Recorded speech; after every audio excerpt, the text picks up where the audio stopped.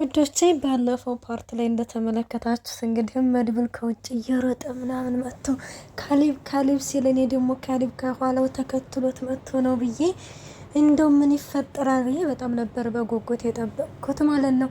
እና ዛሬ ላይ እንደተመለከታችሁት በድጋሚ ካሌብ እያለ ለካ በህልሙ ነውና ይህን ያህል በነገራችን ላይ ካሌብ ለመድብል ጭንቀቱ ይሆናል ማለት ነው ወይንስ ለቤተሰቦች? በእርግጥ አዎ ጭንቀቱ ሊሆን ይችላል። ግን ደግሞ የካሌብ ወንድም አሁን ላይ ከጎንህ ነኝ፣ አብሽር፣ አንተም ከጎኔ ልትሆን ትችላለህ ስላለው በጣም ነው ደስ ያለኝና እና መድብል ራሱ ምንድነው ያለው የካሌብ ወንድም ሲመጣ መንትያ ወንድሙ እንግዲህ ከን በቃ ዝናውን ሁሉ ነገሩን እቀመዋለሁኝ ሲለው እና እሺ ወንድሜ ጓደኛዬ አንተ ከመጣህልኝ ሁሉንም ነገር እቋቋመዋለሁ እንኳን ለብቻ የሆንኩ ይመስሎ የነበረ ስለዚህ አንተ ተመጣህልኝ ሁሉንም ነገር እቋቋመዋለሁ ሲል እንግዲህ ተመልክተነዋል ማለት ነው።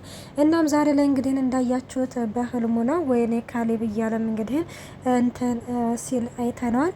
ሌላው መሀሌት ነች። መሀሌት እንግዲህ እንዳያችሁት ባለፈው ላይ ያው የምትፈልገውን ነገር አድርጉላት፣ የምትጠይቀውን ነገር ይደረግላት ተብሎ አሁን ላይ የዝናን መኪና ወስዳለች። እንዲሁም የዝናን ስራ ነው የወሰደችው።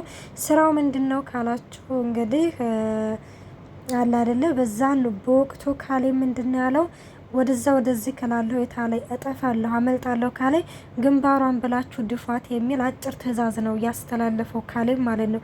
እና በዛን ጊዜ መሀሌት ምንድነው ያለችው? አረኔ አለቃ ወዴትም አልሄድም ነው ያለችውና እሱን እንግዲህ እያደረን እናይሻለን የሚለውን ነገር እንግዲህ ሌላው እንግዲህ ማረፊያ ቦታ ተሰጥታለች። እንዲሁም በቃ አላ አይደለ የምፈልገው ነገር በሙሉ ነው የተደረገላት። በቃ እሷ ከመጀመሪያውም የምትፈልገው ሀብትና ንብረት መሆን የራሱ የሆነ ነገር እንድኖራት ነበር የምፈልገው ማለት ነው። ግን ካሌብ ደግሞ ለዝና ያልሆነ ለመሀሌት ይሆናል ብዬ እኔ በፍጹም አላስብም። ሰላም ጤና ይስጥልኝ ውድና የተከበራችሁ የቻናሌ ቤተሰብ እንዴት ናችሁ? ደህና ናችሁ? ይሄን ያለው እግዚአብሔር ይመስገን። እንኳን በሰላም መጣችሁ ወደዚህ ቻናል። ለዚህ ቻናል አዲስ ሆናችሁ ሰብስክራይብ በማድረግ ቤተሰብ ሁኑ። እንዲሁም ነባሮች ስለምታበረታቱኝ እጅግ አድርጌ አመሰግናለሁ። ተወዳጅና ልብ አንጠልጣይ የሆነውን ምሳሌ ድራማ ይዘንላችሁ ቀርበናል።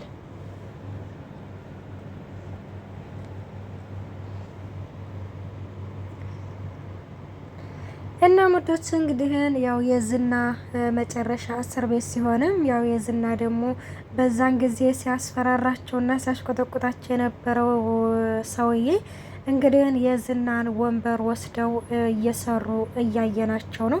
እና ሌላው እንግዲህ ውዶች ያው መሀሌት እንግዲህ ምንድን ያላቸው በስራው ተስማምቻለሁ፣ ስራውን ልሰራ ተስማምቻለሁኝ አለቃ ስትለውም እና ሁሉንም ነገር አስበሽ ወሰንሽበት ሲላትም አዎ አስቤ ወስኜበታለሁ፣ ምክንያቱም ቀላል ስራ ነው ማለቴ ያው ሴቶችን ወደ አረብ ሀገር ለመላክ ምናምን ብሎ ማምጣት ነው አይደለ ስትልም ትሰሚኛለሽ እዚህ የሚሰራ ስራ አንድም ቀላል ነው የሚባል ነገር የለም፣ ሁሉም ነገር ከባድ ነው፣ አንድ ስህተት ቢገኝብሽ ይኸውልሽ ህይወትሽን ነው የሚያሳጣሽ በማለትም እንግዲህ ነግራታል። እና መሀሌትም ምንም ችግር የለውም አለቃ ምንም ነገር ስህተት አይፈጠርም ስትልም ቃል ገብታለታለች።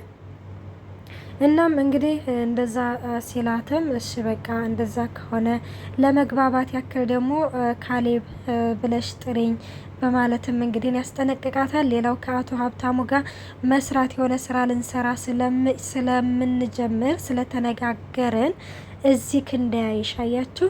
ካሌብ እንግዲህ አሁን አቶ ሀብታሙ ከካሌብ ጋር መሀሌትን የሆነ ነገር ቅጣት ያስፈልጋታል፣ በጣም ባለጌ ልጅ ነች እያለ እንግዲህ ስለ እሷ መጥፎ ነገር ነግሯት ነበረ። ግን ደግሞ አሁን ካሌብ ደግሞ ለራሱ ለስራው ስላጫት ልክ አሁን እዚህ ጋር ካሌብን ከደው ማለት ነው። አያቸው ለምን መጀመሪያ ምክንያቱም መጀመሪያ ላይ አቶ ሀብታሙ ከርተው ነበረ መሀሌት፣ ከዛ ድጋሚ አግኝቷታል። እና ይህንን ነገር ለምንድን ነው ድጋሚ ልታገኛት የቻልከው? አንዴ የከዳችን ሴት ለምንድን መልሰ ለምን አገኛት እያለ ካሌብ ለአቶ ሀብታሙ እየነገረው ነበር። ግን አቶ ሀብታሙን በዚህ ጊዜ እንግዲህ ምንም ነገር አልመሰለውም። እናም እንደዛ እንግዲህ ሲላት፣ ሌላው ደግሞ እዚህ ጋር ያው ማለት ካሌብ ብለሽ ጥሪ ማለት ይሄ ነገር ሌላ ነገር ነው ማለት ነው። እኔ እንግዲህ እንደዛ ነው ማሰው። ካሌብ እኔ እንግዲህ ወዳታል ወይንስ ምንድነው? ምን ታስባላችሁ ወዶች? እንግዲህ ሀሳባችሁን በኮሜንት አስቀምጡልኝ። እናም እንደዛ እየተባባሉ ይገኛሉ። ሌላው እንግዲህ ከዚህ ከአረብ ሀገር ከመስደዱ በስተጀርባ የካሌብ ስም እንዳይጠራ ብሏታል። በቃ ይሄ አረብ ሀገር መስደድ ምናምን የሚባለው ነገር ካሌብ የሚባለው ስም እንዳይጠራ፣ ካሌብ የሚታወቀው በሆቴሎቹ ብቻ ነው እንጂ በሌላ አይነት ስራ በፍጹም እንዲታወቅ አልፈልግም ይላታል። ይህንንም ነገር በጣም ያስጠነቅቃታል። እሷም እሺ ብላ እንግዲህ ሀሳቡን ተቀብላለች ማለት ነው። እና ሀሳቡን ተቀብላ ያው ዛሬ ወደ ስራ ተሰማርታለች እና ደስ ብሎናል። በነገራችን ላይ እንግዲህ ግን እኔ ካሌብ ያኔ ከተስማሙ እኔ እንጃ ማህሌት፣ ምክንያቱም የሆነ ታውቃላችሁ አይደል የሆነ ነገር ይዛ ሌላ ነገር ስለሚያምራት እንግዲህ ብቻ ያሳካላት።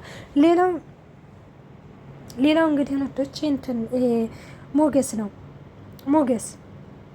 የሞገስን ደስታ ያየማን በቃ ሞገስ ተደስቶ፣ እኔ ለብዙ ጊዜ የሞገስን ደስታ ነበር የምፈልገው።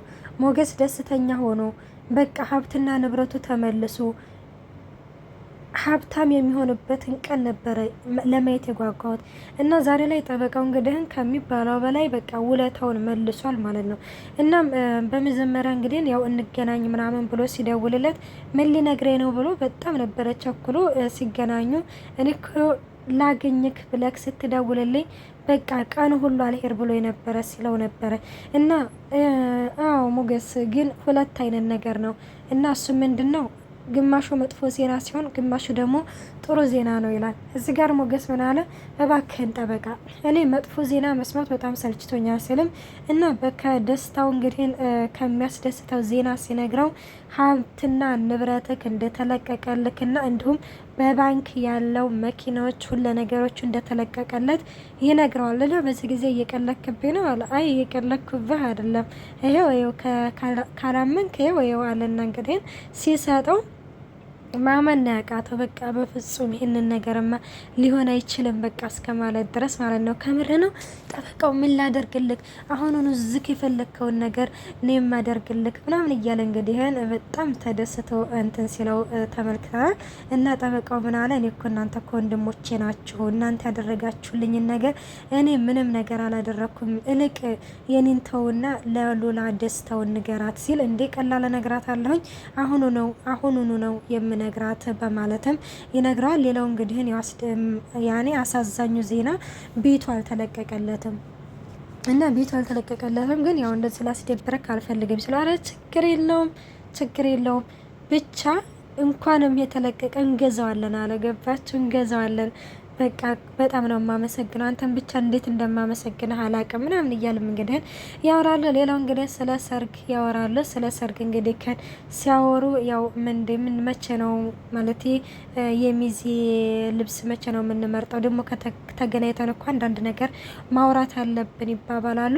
እነህንን ነገር እንግዲህ ሙሉ ወጪውን የሚዜውን እኔ ነኝ የምሸፍነው ሲልም ሞገስም ይመልስለታል። አይ በፍጹም ይሄም አይሆንም፣ ከሆነም ደግሞ እንዴ ለምንድነው አይሆንም የምትለው?